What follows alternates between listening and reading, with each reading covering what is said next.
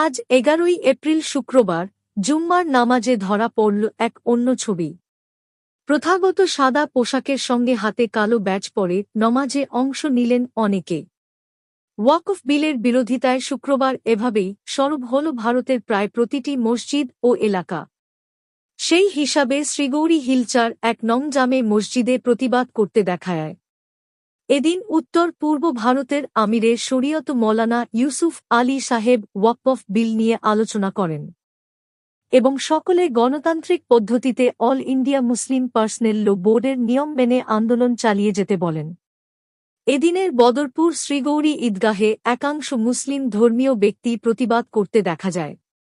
সেখানে উপস্থিত ছিলেন একাংশ মুসলিম ধর্মাবলম্বী লোক সকল। কালো ব্যাজ প্রতিবাদের প্রতীক।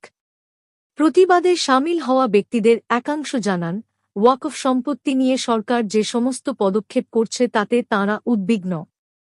জুম্মার নামাজ পড়তে যাওয়া এক ব্যক্তি বলেন, যে সম্পত্তি আমাদের সম্প্রদায়ের তা আমাদেরই থাকা উচিত। সরকার কেন তাতে হস্তক্ষেপ করছে?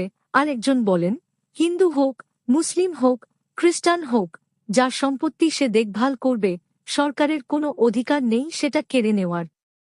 ওয়াকফ বিলের বিরোধিতা নিয়ে তাঁদের বক্তব্য স্পষ্ট, এই প্রতিবাদ শুধু ইসলাম ধর্মের জন্য নয়, এটা সমস্ত সম্প্রদায়ের সম্পত্তির অধিকারের প্রশ্ন।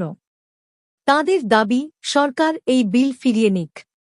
নমাজ শেষে এক বৃদ্ধ বলেন, আমরা শুধু নিজেদের সম্পত্তির নিরাপত্তা চাইছি। সরকারকে অনুরোধ করছি, আমাদের উদ্বেগকে গুরুত্ব দেওয়া হোক। এই প্রতিবাদ শান্তিপূর্ণ, আইনসিদ্ধ এবং আমাদের মৌলিক অধিকারের মধ্যে পড়ে।